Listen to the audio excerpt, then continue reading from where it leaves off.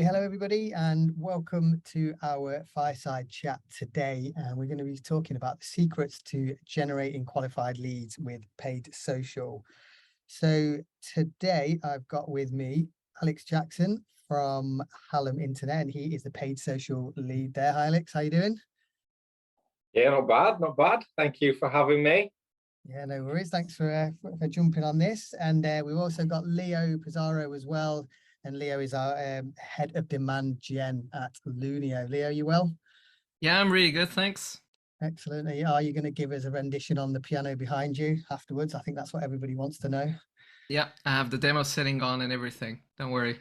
Excellent. Look forward to that. So yes, before we get started, guys, I just want to run through a little bit of housekeeping and just a very quick agenda of what we're going to talk about today. So we're going to try and keep this to 20-30 minutes sort of time, just to warn you two, really. I'll try and keep you in check as much as possible. It is going to be recorded, so we will be sending this out afterwards. It'll be available on demand, and you'll notice as well throughout there's going to be some polls that pop up, so please do get involved and let us know what you think about those as well. Now, oh, look at those lovely mug shots. There we go. Beautiful. And just quickly run through the agenda. So just like I say, a few points that we're going to go through today. So as you can see there, it's the role of content in paid social, and we're looking at gated versus ungated content. Then obviously how to measure paid social performance holistically, how to use the audience exclusions, and then some best practices for crafting high performance social media ads. Okay, so we're going to kick things off, and I'm going to start with you, Alex. So question for me really, so which kind of content should we leave ungated on paid socials, and why? Yeah, good question. So this is, I guess, a contentious issue because a lot of brands either gate most of their content or they will leave everything ungated. I guess what I'm going to do is frame that by saying, so before you achieve a sale, you probably need a good 8 to 10 content touch points. So what you have to think about is if every one of those content touch points is gated, is a customer going to become increasingly frustrated with having to continually provide the same details over and over again when you've already received it from them? So I think it's more a question of who do we ungate content for, not what content do we ungate. So I think when someone is a relatively cold prospect, when someone's further up the funnel, it's natural that they would probably want to receive some relatively general information. And I think when I say general information, it needs to be something that's quite broad. There's not necessarily a huge value add there, but it's enough to entice them. I would argue that when we should start gating content when we're offering potential customers something. So if we're giving them something that otherwise they wouldn't be able to access, whether that's a calendar plan, whether that's a format, whether that's a specific document or PDF that is exclusive to a company, I think that's the point where the, I guess, value add becomes so prevalent that someone would be willing to part with their information for it. I think this also is a very conscientious topic right now, a contentious topic, sorry, right now, with the fact that a lot of customers only have their data. That is all they have at the moment, and they want to take that back. So to be willing to share that data, there has to be something really important for them to provide that to you. And in fact, a lot of the platforms are moving away from gated content and are moving away from even wanting users to be able to access content on a client's website. So this is essentially a thing called the zero-click content movement.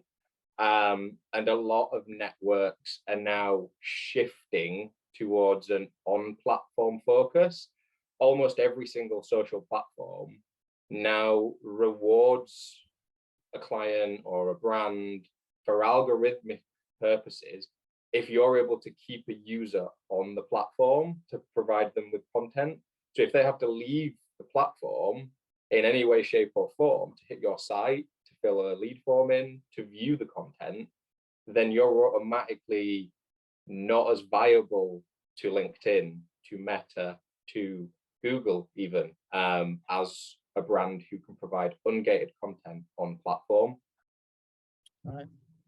Leo, what's your take on this? Because I know you kind of spoke a lot about this even within our own internal sort of marketing meetings at Lunio. Do you agree with Alex, or?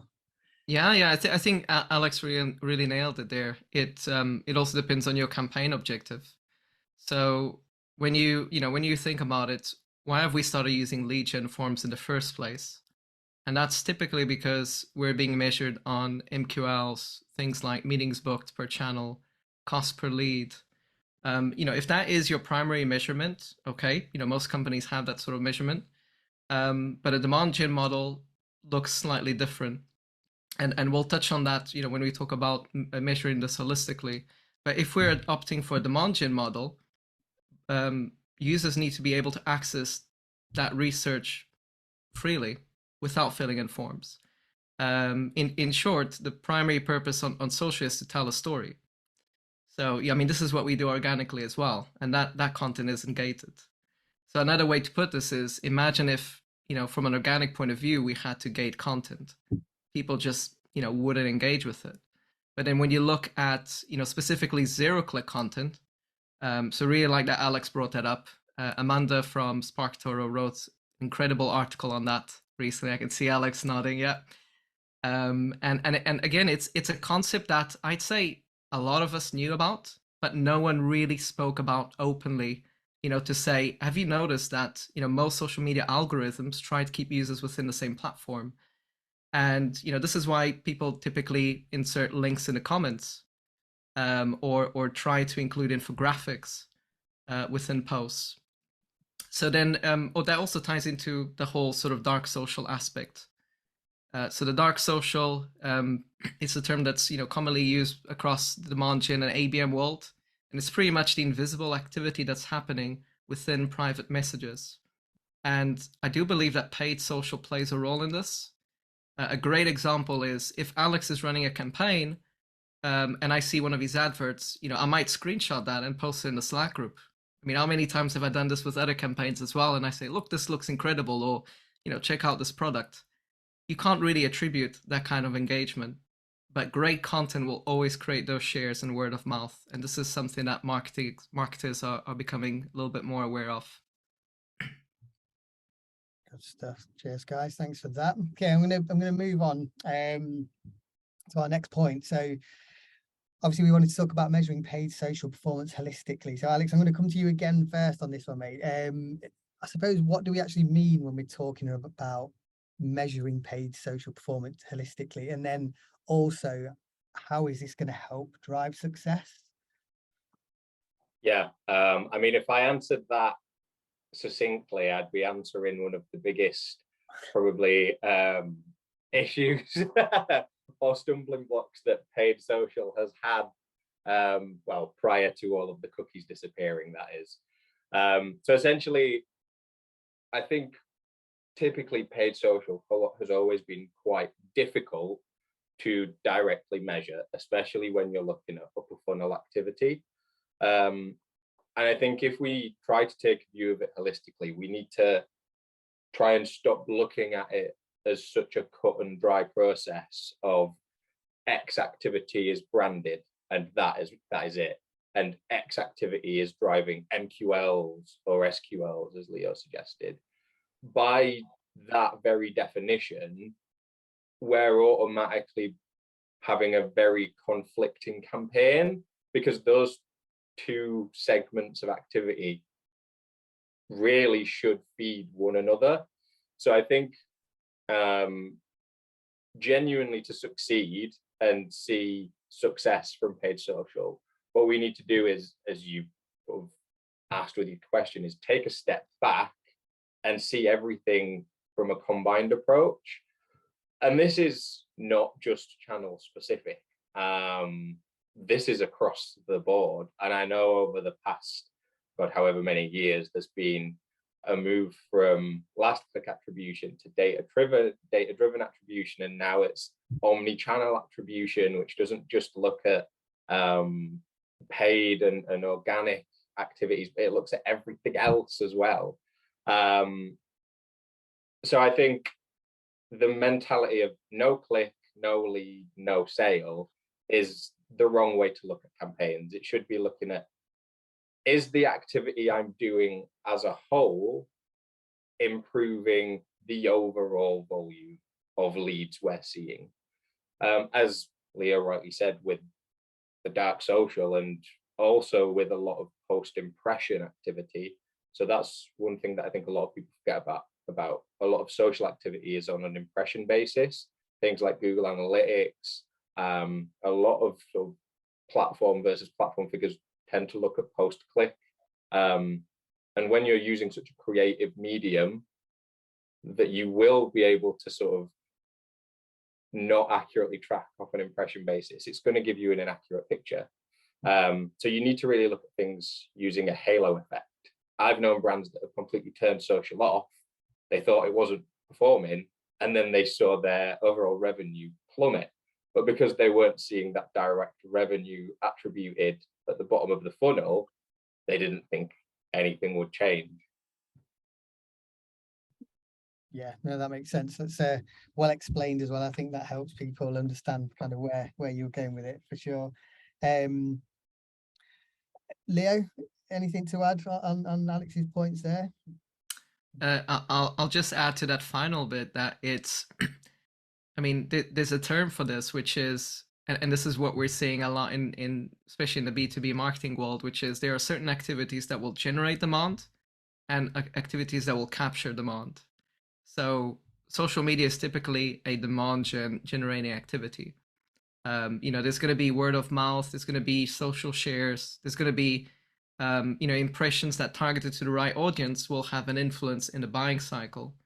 But then let's say that person might research the brand online, click on an advert through Google Ads, and then your CRM is saying, no, actually, Google Ads is the channel that you should attribute to.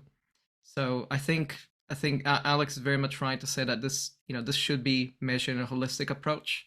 If you are confident in the audience that you're targeting and you're confident in the messaging and the story, then keep pushing it out. This is a case of measuring it on a month-to-month basis and experimenting with audiences as well.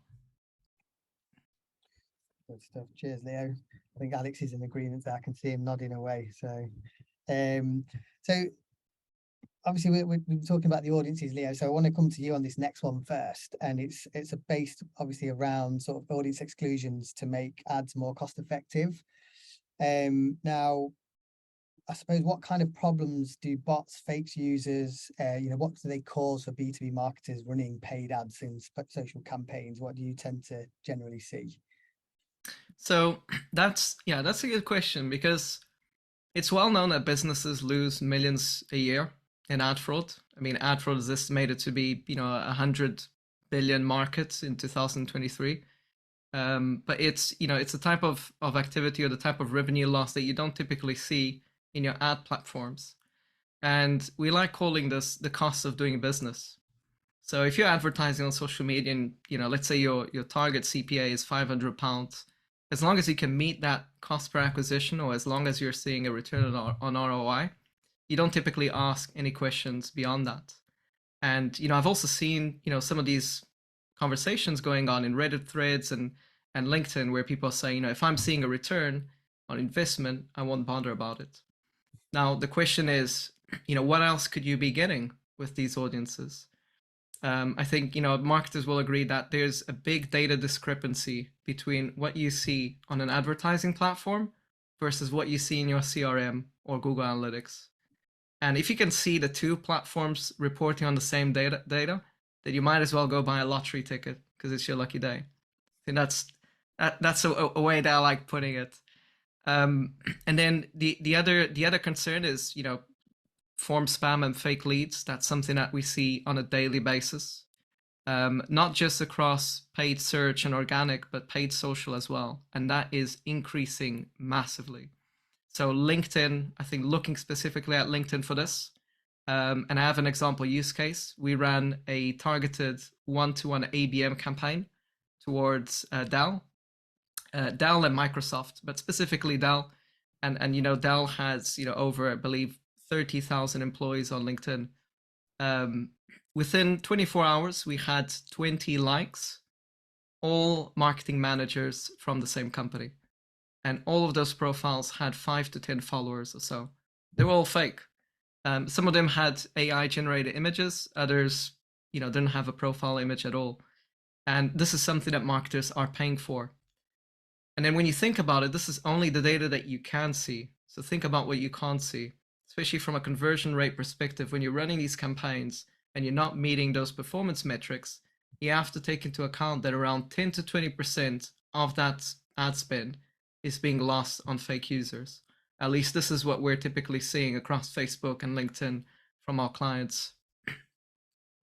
Alex, I know you live sort of within LinkedIn in particular and social. So have you kind of noticed this sort of trend with fake users and spam clicks and all the rest of it that Leo's mentioned? Yes, is the short answer.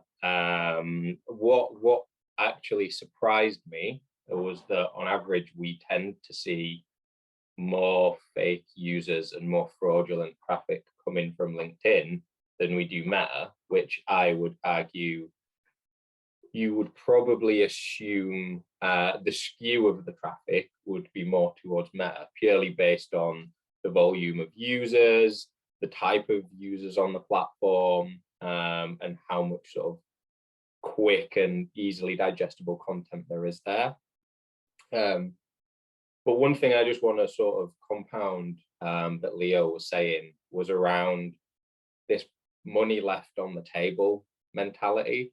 I think a lot of clients, especially in the B2B space and lead generation space, maybe think that if we're hitting a set lead volume and if we're hitting a set CPL, we're good and things are going well, and we can just reinvest more money into the media spend. As someone who works on paid, the media spend obviously it fuels everything. Without that, there's nothing else. But I would be hard pressed to find any client or brand out there that doesn't want to make incremental gains and grow. And if you're using your media budget and wasting it without knowing it, you're missing out on a huge amount of potentially reinvested media spend that could be used to improve those CPLs, to drive greater volume. But until you check and assess whether you are doing that, you simply don't know. And I think you'd be surprised at the amount of brands out there that just don't know or aren't aware that this is a problem. Yeah, totally agree with you on that. Yeah, there's a lot of brands out there that just, like you say, just kind of brush it under the carpet and haven't got a clue of what's actually going on. Leo, just coming back to you quickly as well. So wanted to ask you about the era of exclusion. I know you've been one of your favorite sort of terms for a while now. So I wanted you to kind of explain what you mean by that and also why it kind of matters as well, this era. Yeah, so the era of exclusion primarily has to do with the fact that nowadays the internet is mostly made out of bots. So as you can see on the slides, this was a recent reported metric that just over 60% of the internet is bot traffic. It's automated, and less than 40% is humans. There are bigger percentages being thrown around, specifically on Twitter. So, independent researchers are finding that, fake users go above 40%. And I guess when you tie that into where advertising platforms are going towards automation and smart bidding, advertisers have less control around who they're targeting. So targeting criteria, is now gone. I think a good example is looking at Performance Max, what that looks like currently. When it first rolled out, there was literally 0 targeting criteria. And then as people complained and spoke about it, Google started making a few updates there. But the biggest updates that Google has made to Performance Max has been to exclude audiences. And that is pretty much where social media platforms are hitting as well. So you're seeing a lot more platforms where you no longer set up manual bidding. You set up a cap, and the platform will automatically expand the audience and try to reach that goal within the target CPA that you've provided. But that's going to find users, buyers on its own. So what these ad platforms do, or social media platforms do, is they look at your historic performance and they'll see, okay, I want to find more people like Amar that have engaged with the advert. Let me go advertise to them. So you have no control over who's being targeted, but you can say, I'd like to exclude, customers. I'd like to exclude job seekers, or I'd like to exclude, irrelevant titles. So, constantly find myself, especially on LinkedIn, excluding nonstop. And I think the era of exclusion, just to touch on that, also has to do with another layer of protection, which is excluding fake users and bots. I think it's something that, we're very grateful in using our product across social media for that, which is pretty much just generating audiences of fake users. I know I've spoken about this a few times and had a few questions around that. So a good way of putting this is think about it as a conversion tracking method or as a retargeting method. The same way as you would retarget a real user is the same way as you could detect and exclude another user. So what we could do essentially is anyone visiting to the site, if we determine is invalid, we'll just ping back to the ad platform to say, let's exclude them from your audiences. And that has had a significant impact on performance. Cheers, Leo. Thank you very much. Okay, I'm going to move along because I'm just noticed we've gone over the 20-minute mark, so I'll try and keep my promise to everyone. So next point, best practices for crafting high performance social media ads. So Alex, this is probably the best one for you, I think. So, what common traits do high performing B2B social ads tend to share?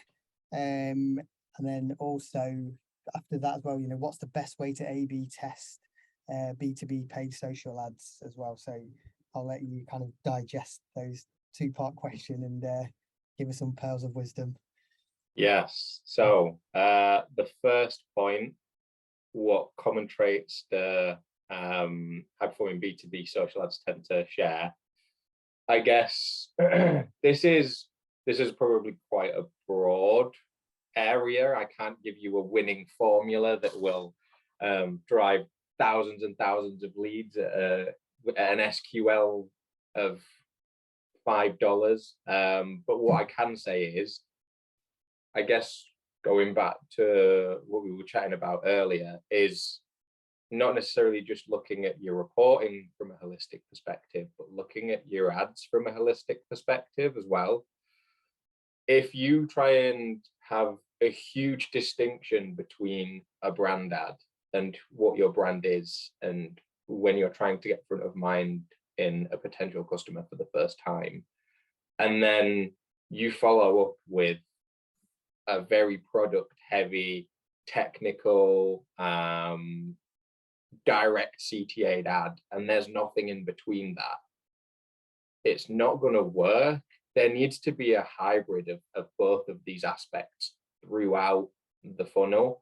We need to stop trying to see brand ads as fluffy, and we also need to stop trying to see product ads as selling ourselves. The entire point of a successful ad is the customer. What you always need to do is remember that the customer doesn't see your targeting, they don't see your budgets, they don't see anything but the ad that's put in front of them. So what you need to do is create a connection, an emotional connection, whether that's through educational content, through resolving their needs, through giving them something that they didn't know they needed from the outset. And you need to be able to, throughout all of those different 8 to 10 content touch points that I've spoken about, tease on each of them all the way throughout until you're ready to try and push someone to convert. What was the second question? Second question was, what's the best way to A/B test yes. these paid social ads?